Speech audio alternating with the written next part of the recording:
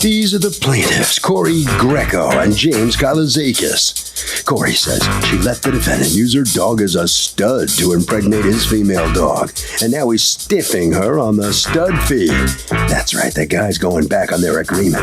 She's due $1,767.40, and that's exactly what she's suing for today.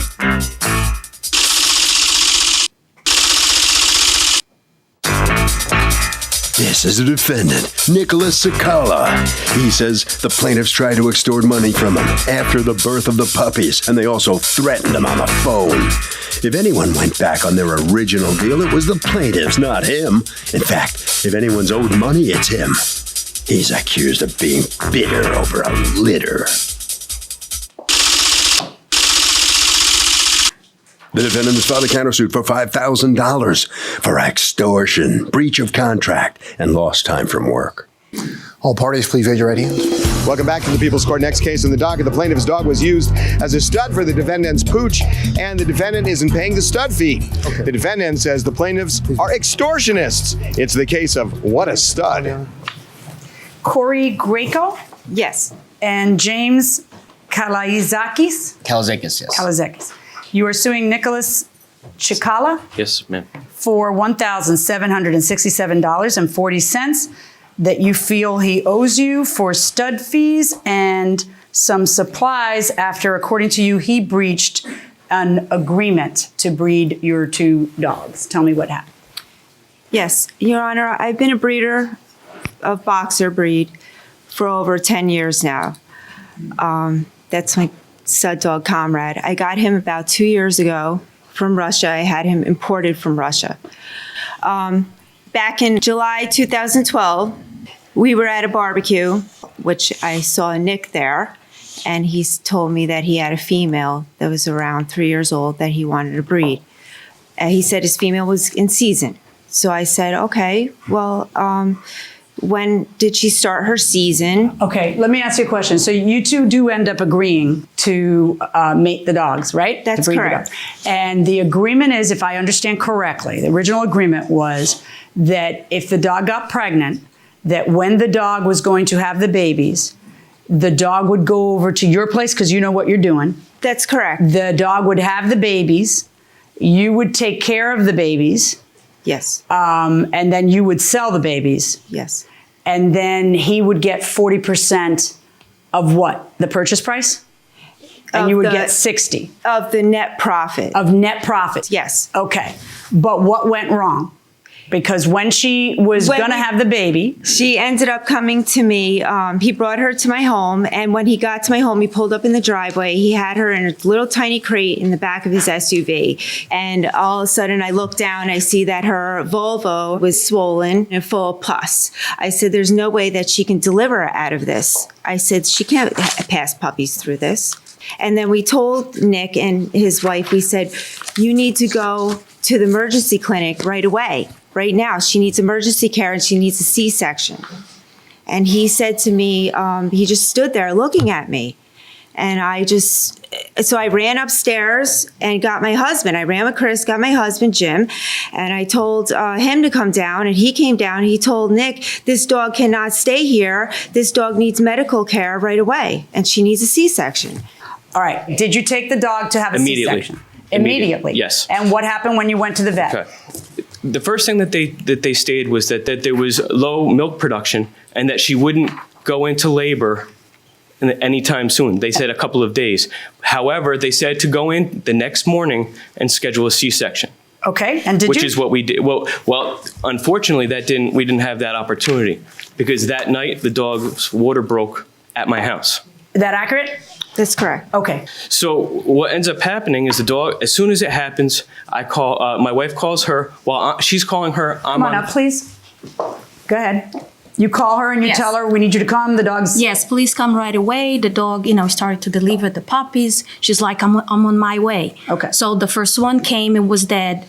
And then the second puppy came, which is the female, and she was fine. And then by the time she got home, we already had, to your house? Yes, to my house, the dead puppy and the little girl were fine. Yeah. Okay, that puppy survived. The healthy puppy survived? Yes, ma'am. Yeah. Okay, and then what happens? So you get there and then tell me what happens. I waited approximately 3 hours with my son, and no puppies were coming.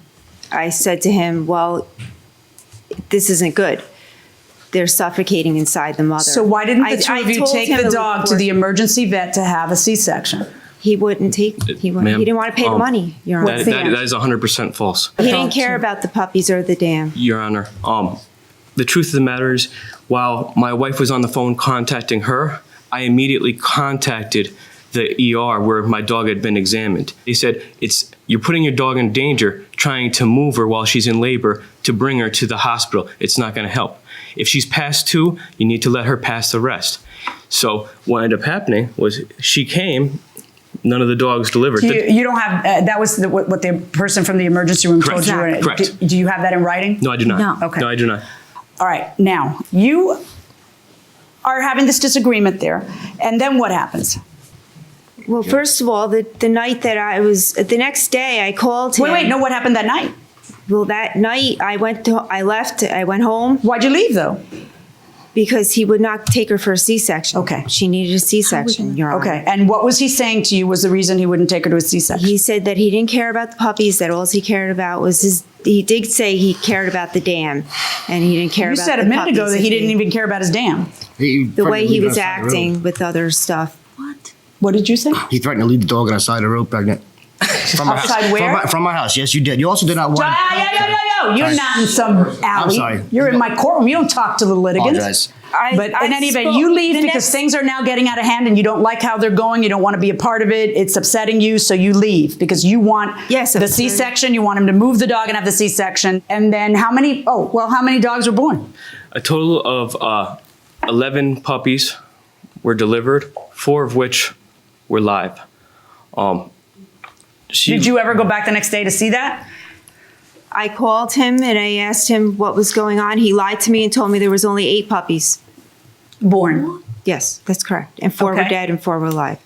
Okay. Now, what would be the market value of one of these puppies? The market value is usually range from $1,400 to $2,500. Wow.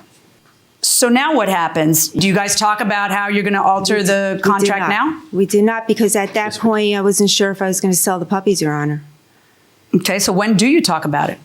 When I go back when the puppies were 4 weeks old with puppy food, and I also went there to deworm and show them how to feed with a puppy pan that I also lent them.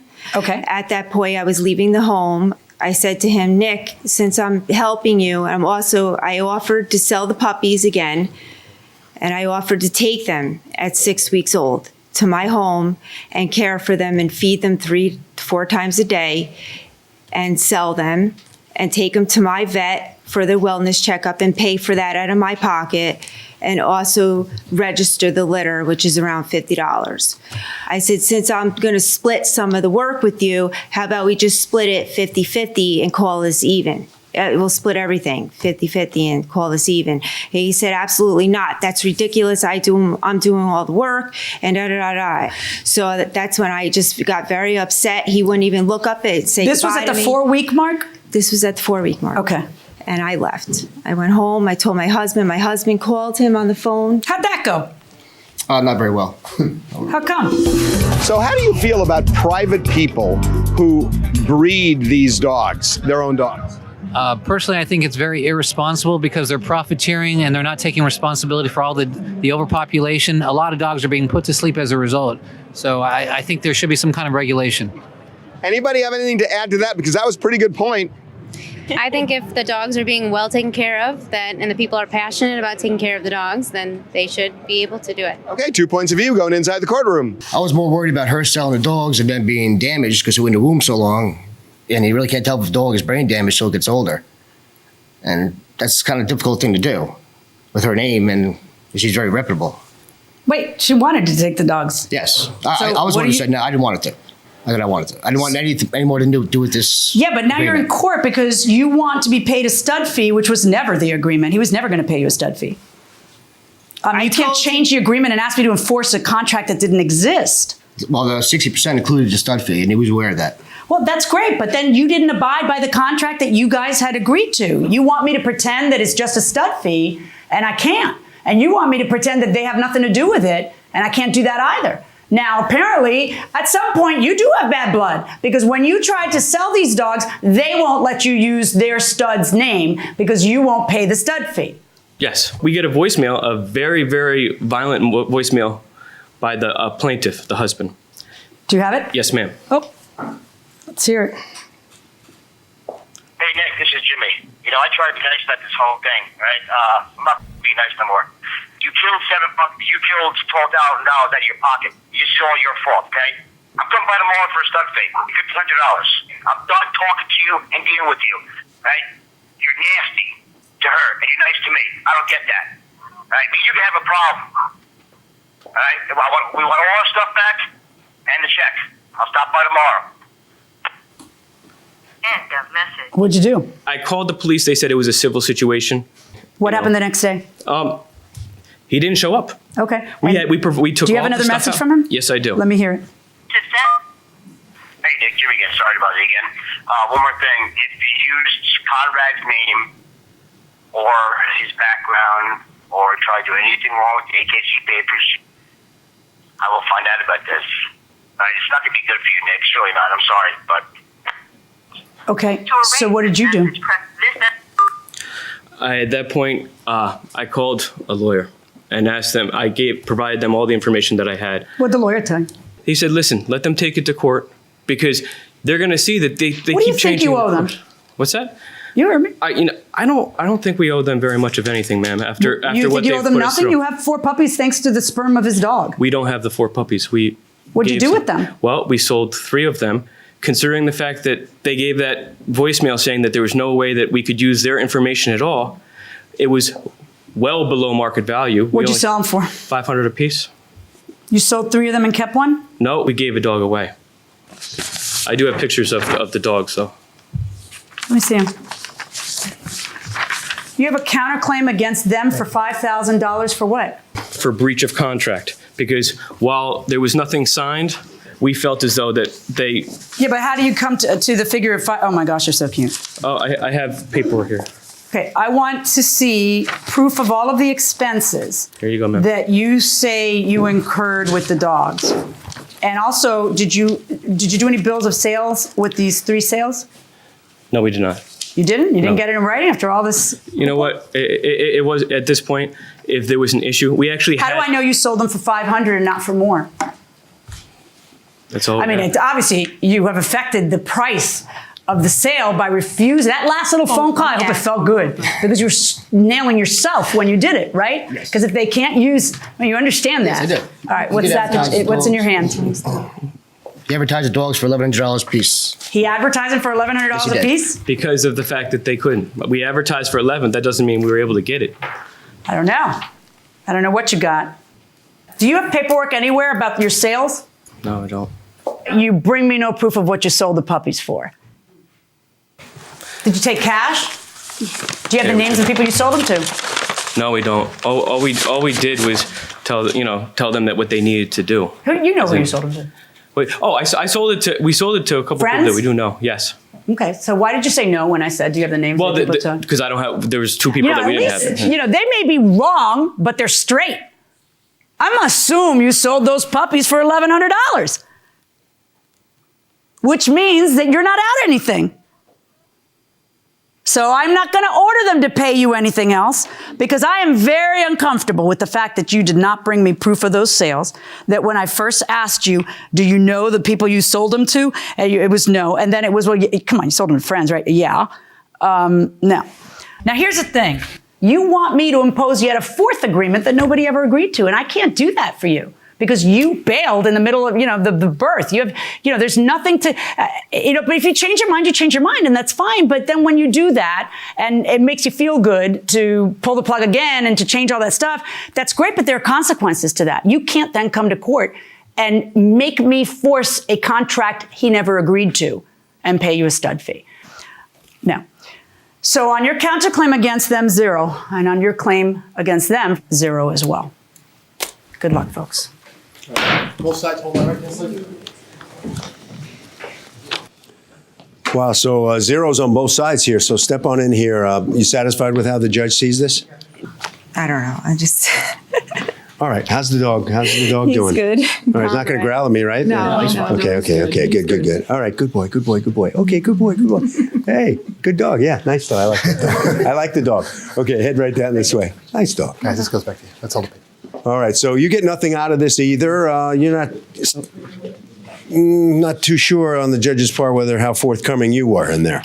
I wish I had paperwork to back it up. She wishes you did too. Yeah. Why didn't you bring it? I just didn't have it. Yeah. Harvey? Well, here's the thing. You have got to get these deals nailed down, the specific terms of deals like this, and it is so preferable to do it in writing. And that will do it for this case. Litigants for the next case in the courtroom right now.